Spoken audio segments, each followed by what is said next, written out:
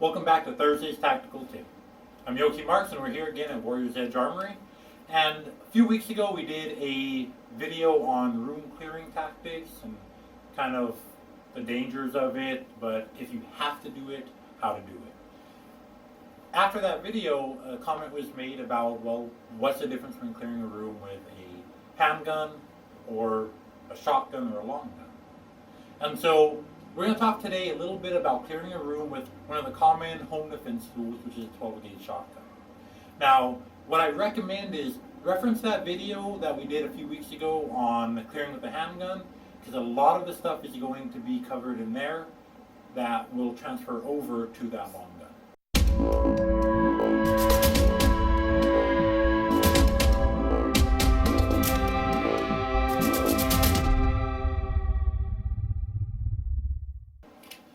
First thing you need to realize is, obviously, long gun, longer than a handgun.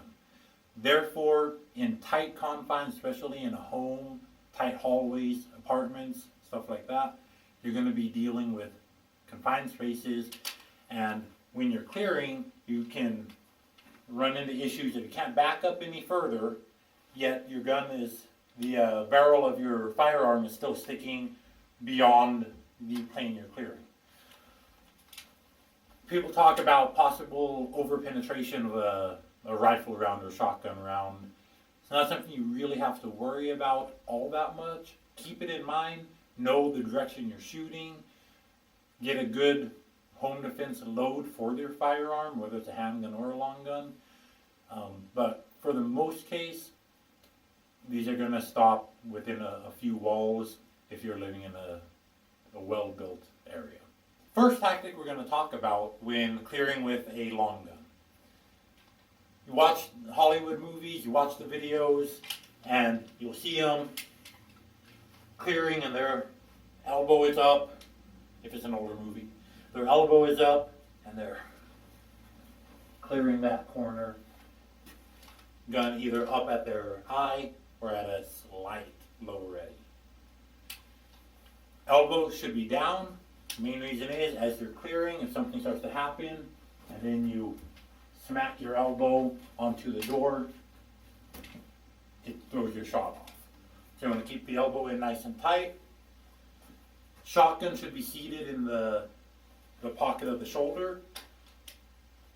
In order to get around the issue of, well, I don't want my gun entering the room before I do, because that can increase the chance of a firearms takeaway if there is someone hiding back there. What I recommend is what's called short stocking it. So as I approach the door, I'm going to imagine there's an imaginary force field going straight across it that is going to push my firearm back. So I'm coming from here, and that pushes my firearm back. I'm still keeping a firing grip on it, and then as I come around, I can bring it back up. Okay, again, same thing if you're playing with the handgun. I'm here, it comes into my body. It doesn't lead into the room first.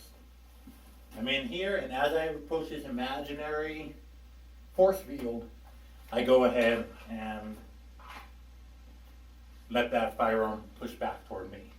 So again, short stock, because from here, if there's a bad guy close enough, even if he does grab the end of the shotgun, I'm able to deliver a shot from here.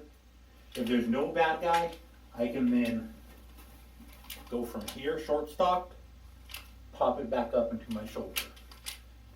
And now I move back to clear the room. That's the main difference. Recognizing that as you're going through, you can run into obstacles where now your barrel of your gun is striking into the corner of a doorway or something like that. So as you maneuver, if you're going to bring your firearm down really low to get around the corner, I recommend bringing the stock of the firearm back behind you. The reason for this is simple. We have an unloaded firearm here. Okay, so it's unloaded, safety is on. It is unloaded. Safety is on, okay? Showing this for a reason.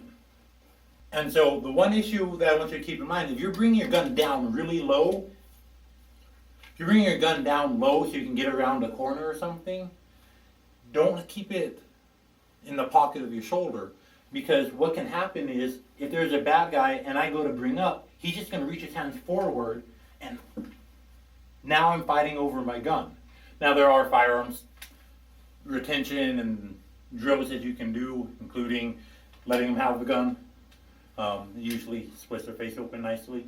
But if I'm here and I see it and I bring up, now all of a sudden I'm stuck. I can't get my gun back into play. Where if I have it kind of behind the pocket of my shoulder and I go to bring it up, it doesn't matter. I can still bring it up and aim at my target. So recognizing that the firearm is longer is going to mean you have to maneuver it differently. Short stock, if you need to go around the corner, and recognize that you need to not have your elbow out, and the firearm never enters a room before you do.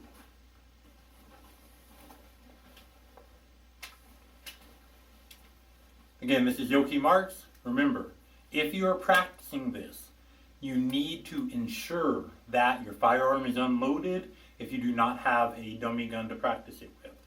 This is something that needs practice even in your own home. If you have more questions, feel free to post them below. Hope you have a great week.